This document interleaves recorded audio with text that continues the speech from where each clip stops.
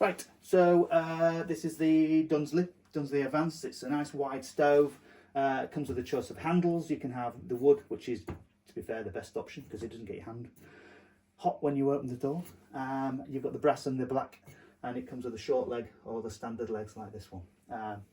Handmade in Huddersfield, nice British made stove. Open the door like so.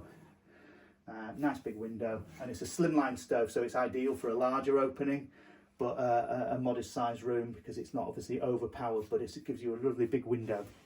So we've had the first little burn in here already, and obviously we've just got the fire bricks a little bit mucky, but we'll get those cleaned up shortly. So we're using the top down method, which is using logs at the bottom, smaller logs on top, and then kindling at the top.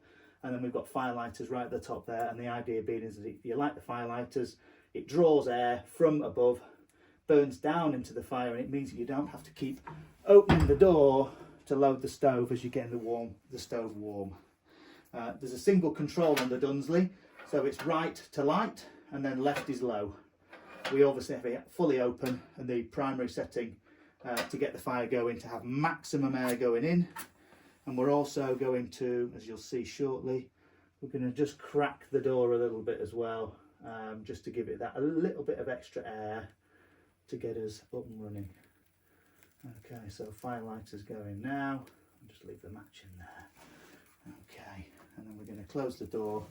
But as I say, closing it fully to 6 o'clock, we're just going to leave it to about the 3 o'clock position, and that just allows a little bit of extra air into the fire.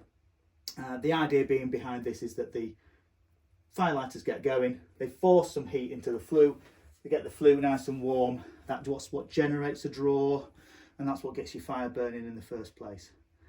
Just while we're waiting for this to go, I've given the glass a quick clean anyway. We use a damp cloth, we dab it in the ash, wipe it on the glass, and then we dry it off with a nice dry cloth, and then that cleans the glass up really nicely. Normal use, once you've got used to it, it'll keep clean anyway, as a rule. You tend to find that it might go a little bit dirty around the corners here, but once you get the fire nice and hot, it will clean up those fire bricks and the glass nice and well.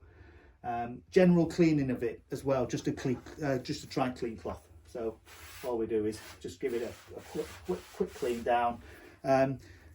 Sometimes people, if they get a little bit of a mark on it or something, or a bit of residue, a bit of dust in the metal, you could use a little bit of WD-40 on a cloth, and that'll just wipe it down, and then it'll just take any degreasing off. But the key thing with these is don't put water on it, don't put a wet cloth on the actual stove itself, because it will potentially damage the paint. Once you have your first proper nice hot fire, which obviously this will be a good hot fire, you'll find that the paint on the stove, as with every stove on the market, is going through what we call a curing process. So the first little fire that you've had already is getting the fire used to temperature. The first proper hot fire that we have is going to cure the paint. So the paint has to go through a hardening process, and basically it does emit quite an odour. So on the fire that we have today, it might get a little bit of a chemical smell off it. It's not dangerous or harmful, it can just be a little bit unpleasant, and just something to be aware of. The main thing is to push through this fire, keep it going, keep it nice and hot, and it will clear that smell out of the way, and then it won't return next time you use it. Okay. So yeah, we've got the fire going now, so I'm going to close the door, and ultimately what's going to happen here is the kindling here is going to get going. That's going to set the small logs going, which will set the bigger logs going. If it dies down at this point, just reverse and just back it up a little bit. And equally, as you use the fire during the evening and you put a log on it and it's sort of burnt down to its embers, keep the control on high, but crack the door to 3 o'clock, because that'll just allow a bit of extra air into the firebox. It'll just keep the fire, give it that boost to get the fire going. It's a really good method that on nearly every stove on the market. As I mentioned, the control here only allows a certain amount of air into the fire. So even on high, you put a log on it when it's during the evening, when you've just got embers in the bottom, it can sometimes struggle to get the fire going. And what we're trying to aim for is we're trying to aim for flames all the time, because when we've got flames, we're burning off the smoke. That's the key thing. If it's smouldering, not really doing very much, it's creating smoke, which obviously is polluting, and it's going to make the glass go mucky and the fire bricks go mucky. So yeah, so crack the door if it just struggles to get going a little bit until it gets going, and then you just close the door.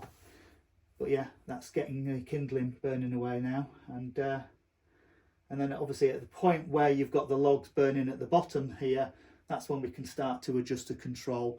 But I wouldn't take it any more than sort of halfway down. And as I said earlier, the thing to avoid really is at the end of the evening, closing it right down. Normal use, if it's quite hot in the room and you want to adjust it and have it like ticking over for a while, turn it down nice and low. But key thing, when you've finished using it, just edge it up and it'll just burn out the fire nice and cleanly. And that way you just get less smoke. I'm just going to crack the door a little bit again. It's just with it being the first fire, it just needs a little bit of a push, but it's going quite nicely. So there we are. That is it.